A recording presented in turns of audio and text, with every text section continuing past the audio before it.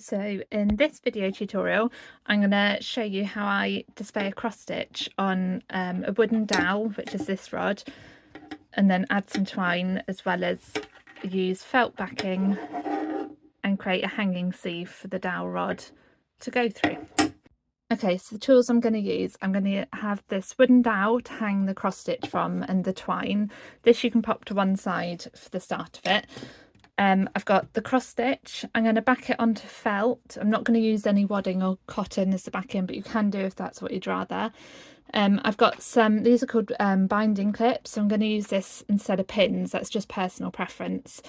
I've got a rotary cutter and a ruler because I'm going to trim it down. I've also got a sewing machine and an iron.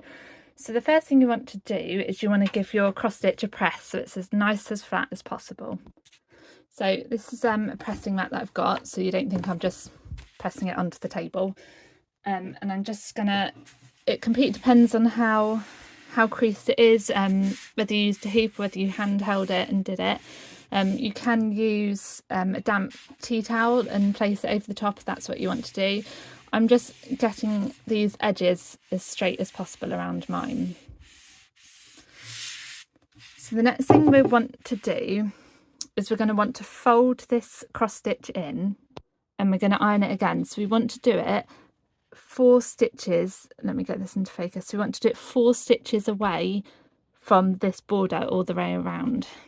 So I'm going to do it 1, 2, 3, 4, and I'm just going to finger press that into place so I can sort of lightly see where it is that I need to iron it. So by finger pressing it, I've got this crease ready. I'm then just going to fold it under and give it a press so it holds that into place. And I'm starting on the bottom edge, and there's a reason why, because I'm going to leave this top edge until last. So you're going to repeat the process again on the left and the right hand side. So you find where your cross stitch border was and count away 4 stitches. So 1, 2, 3, 4, and again I'm just finger pressing it so that it'll be ready to iron.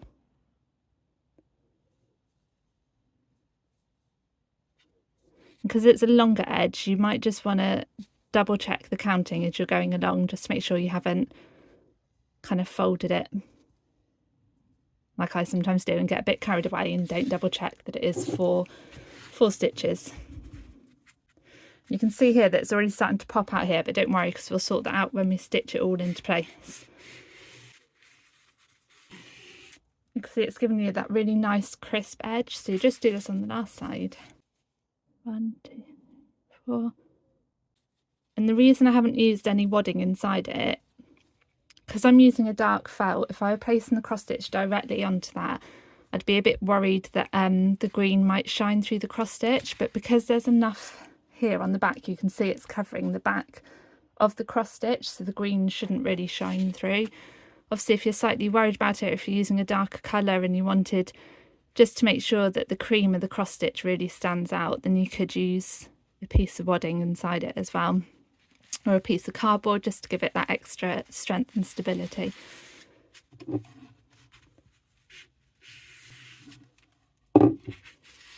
Right, and then you're ready to do it.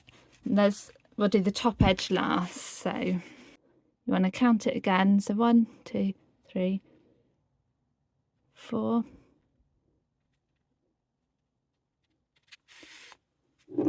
And then press that into place.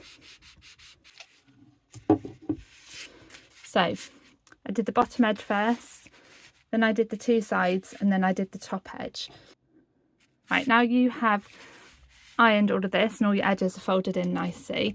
We want to make sure that we cut this backing felt to the same size as the cross stitch.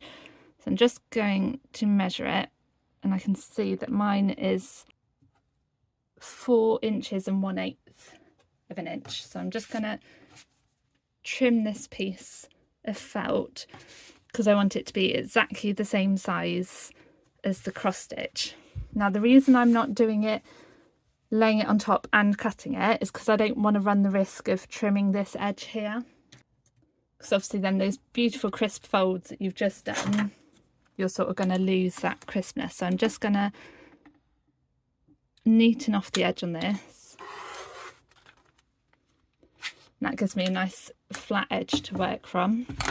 And you don't have to have a rotary cutter for doing it. You know, you can do it with a pair of scissors if that's what you'd rather. Obviously, if you're doing it with fabric instead of felt. I quite like felt because I don't have to worry about the edges fraying or anything. So that is 4 1/8.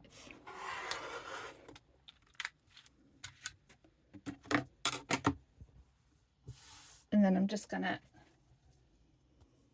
double check that that width is right. And it's okay if it's ever so slightly bigger or ever so slightly smaller, because you can just add to it. But I can see that that is perfectly fitting on top. And then I need to double check this way. So that's 9 3/8 of an inch. So that's where I'm going to want to cut it now. So again, I'm just going to make sure I've got a nice crisp edge on one side.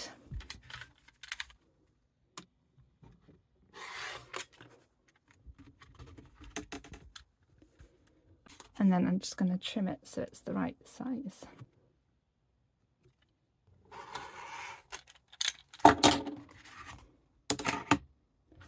So you've now got the felt cut to the same size as your cross stitch.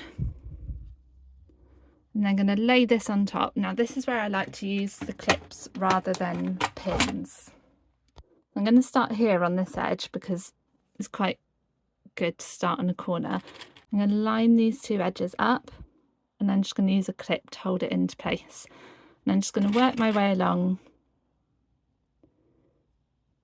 making sure that these are lining up nice and flat. And then what I'm going to do is I'm going to stitch it all into place on my sewing machine. So I'm not going to go all the way up yet because there's something I want to do before I get to the top to make sure that the dowel, the wooden rod, will sit in it nice and crisp. So when I can see that I'm getting up close to here, because I don't actually want to pin this fold in yet, clip this fold in, I'm going to go back to the bottom and keep working my way around. And at this point, you could, if you're worried about that edge coming out, I'm just going to fold it.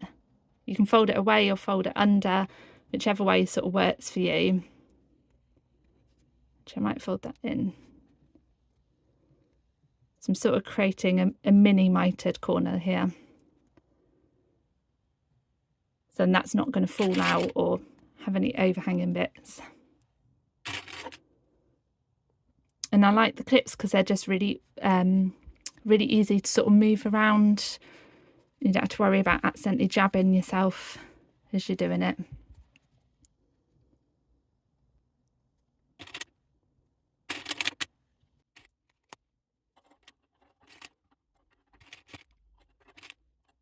And I'll just add one more. Right, so you see I've added, if you're a little bit worried if you folded those edges in and you're worried it's a bit bulky, I think it'll be all right, but if you're not happy with it, you can unclip it, just trim a little bit of that edge off. But to be honest, once we've stitched it in, it will sort of lay flat anyway. And then we've got this top edge to sort out now so that we can put this wooden dowel through it. So we've left this bit open. I'm going to turn it over and I'm going to open it up. So this is where our ironed fold is. I'm going to fold the top edge into there and just finger press it lightly into place. I'm then going to fold this top edge into that folded fold, if that makes sense. So we're sort of measuring where 1/4 of the way is to that top edges, and that's for me 2, 3, 6, 7, 8, 9. It's about 10 stitches away from the edge. So this one I'm gonna give more of a tight finger press into place because I want this one to be really crisp. This is going to allow us to create enough of a loop for the dowel to go through. So at this point, I'm going to fold that nice crisp edge down so that this new fold lies in with that ironed fold. So I'll show it because that'll probably make more sense. So I'm sort of aligning the two folds so they're one on top of the other. And then that new finger pressed fold will line up with the edge of the felt. So you can see here how much of the overlap there is. And I'm then going to clip that into place. So you can see just there how much of that new overlap is. And I'm just going to clip that into place. If there are any loose strands, then obviously you can just pull them off at this point. You don't want to go any less than these 10 stitches, because then you don't really have enough of what I would call a seam allowance for these edges, because you want it to be able to hold the wooden dowel as we're doing it. And then I'm just going to clip this all into place, ready to machine sew. But before I do, you want to check that if this is where your dowel's going to go, you want to check that this is enough of a loop, enough of a channel that your dowel can fit through there. Like I say, it's just catching on something on mine. So you want to make sure that your dowel will fit through that new loop that you've created. And we will fold this over, so you will still have that 4 stitched edge at the top. So I'm going to start stitching up on this edge. I'll turn it over. I'm going to start stitching up on this top edge. I'm going to stitch all the way down across the bottom, back up to the top, and I'm going to start and stop my thread either side. So I'm not going to sew this top edge up yet. If you want to hand sew it, then you can use these stitches as sort of a guide for when you're doing it. Right, so I would choose a bobbin thread that matches the colour of the felt, so that it will blend in, and choose a top thread that will match the colour of your cross stitch. I'm also going to take these clips off so that it doesn't catch as I'm sewing it. And if you're a little bit concerned about that sticking out, then just go back in. So I'm going to stitch as close to this edge as possible. So I'm going to follow along and stitch in these holes, so I'm like 1 stitch away from it.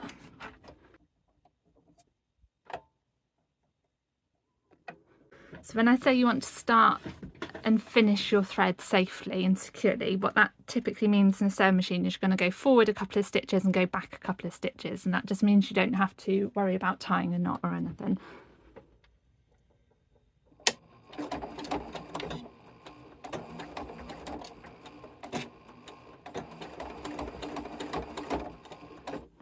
I'm now just going to work all the way along, and I'm just going to take the clips off as I get close to them.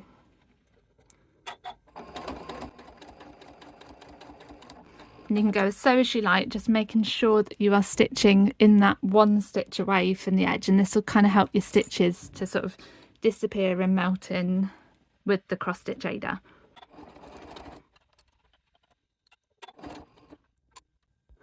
And then when you get down to the edge, I'm just going to leave my needle in, lift the foot up, turn it, bring the foot back down, and then I'll start stitching along again. Obviously, if I'm using a walking foot, which can really help when you're sewing through multiple layers, but if you don't have one, then really don't stress, and it can all be hand stitched as well, so it's about finding the way that works for you and the tools that you've got to hand. So I'll then just continue stitching along, still using the aider as a guide for 1 stitch away from the edge. So I'm getting back up close to the edge, and you can sort of see, if I come in from this angle, I can just about see the edge of the felt, so I can know where it is that I'm meant to stop. So I'm just going to keep sewing until I get to where the edge of the felt is, and then I'm going to do what I did when I started, which is go back a couple of stitches and then forward a couple of stitches, and then you can lift your needle up and trim the thread. Then when that's all stitched, you can see that by using the same colour as the aider, your stitches sort of just blend in and that looks nice and crisp, then it's completely up to you. Sorry, as I just knock all the things off. So your dowel rod will then, you've created this loop here so that it will fit through here.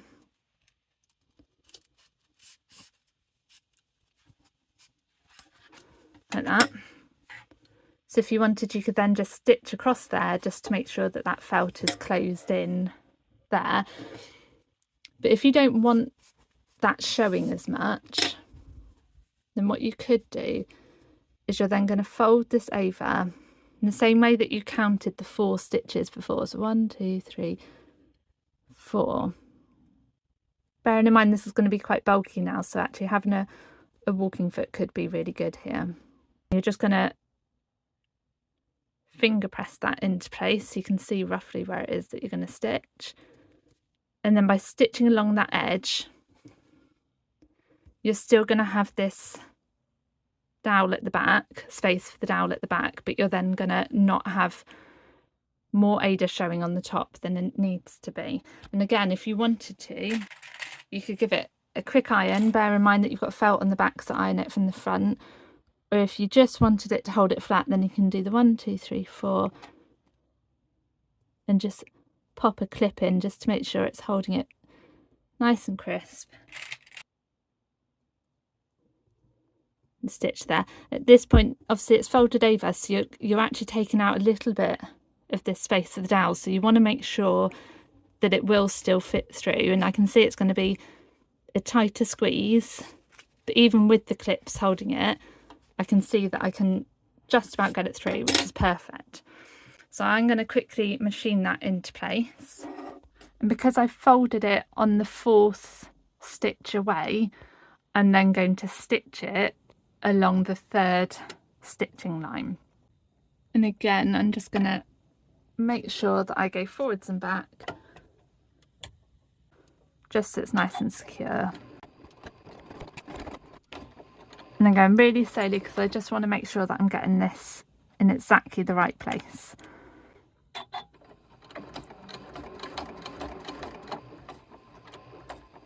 Then when you get to the other end, I'm going to go back a few stitches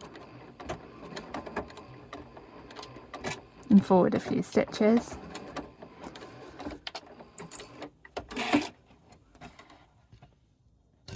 And then just going to trim off those threads because I know I've made it nice and secure.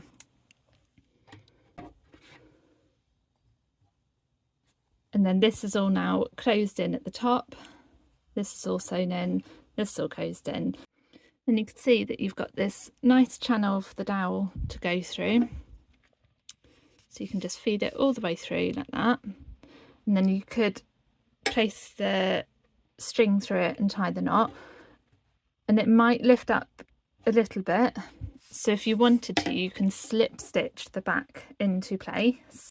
Okay, so to do this, I'm using 1 strand of the cotton that I use for the cross stitch. I've doubled it over and I've measured the width of the cross stitch panel that I want it to be and then timesed it by 2. So I've got 1 strand doubled over, twice the width of what I'm trying to sew, which means that I've got a loop on one end and then the 2 open ends as the tail to my thread. So to slip stitch it into place, and the reason I've done this is that I don't have to have a knot at the start. So I'm going to, and I've also done it in a contrasting thread so that you can see it, but obviously if you choose one that blends in, it won't be as visible. It's also going to be on the back of your work, so I wouldn't worry too much. So I've gone through the felt, but I'm making sure that I'm not going through the cross stitch on the front. And I'm going to put it all the way through, and rather than having a knot on the back, I'm going to go through that loop there, so that's nice and secure. I'm then going to take a stitch through a couple, and I've deliberately left the rod in so I make sure that I'm not giving not enough room for it to hold the dowel. So you can see here how I've gone through a little bit of the Ada, and I'm just going to keep working my way along by taking a stitch through the felt and through a little bit of the Ada. and then you can just put it, and you can see that your stitches they'll just sort of melt in to the back. You just want to make sure that you're not going through it at the front as well.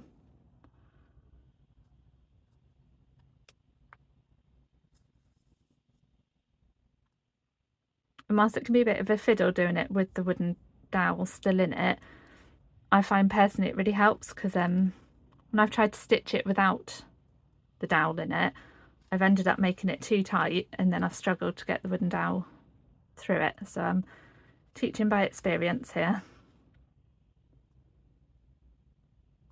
And you can keep your stitches fairly loose like this, but then you can see that when you pull it, they sort of all melt in and it won't be seen.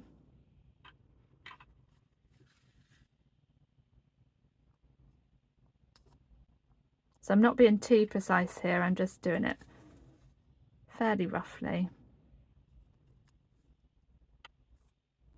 And this is just enough that it will keep it hidden at the back, so you don't see the excess Ada where the dowel's hanging from.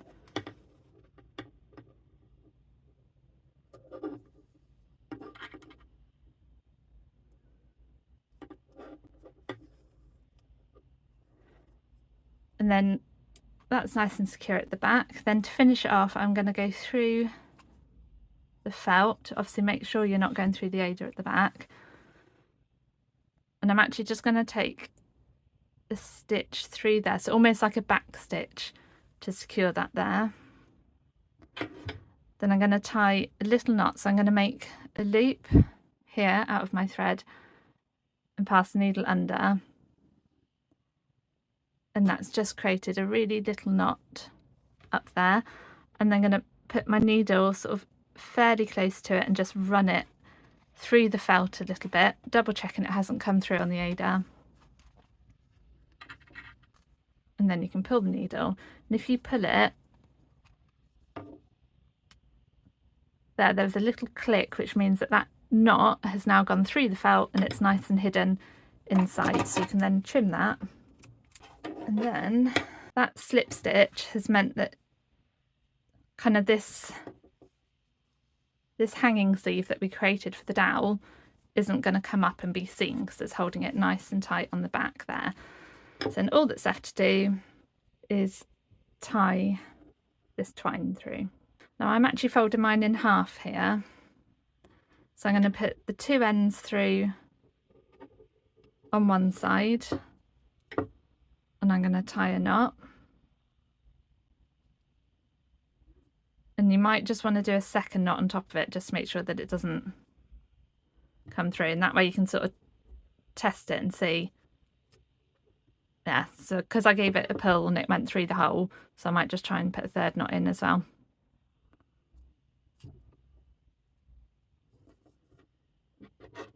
Yes, that'll hold it nice and tight. And then you'll do the same with the other side. This is now a folded end, so I'm going to pop that through. And in the same way that I tied the knot the other side, I'm going to tie a knot on this side.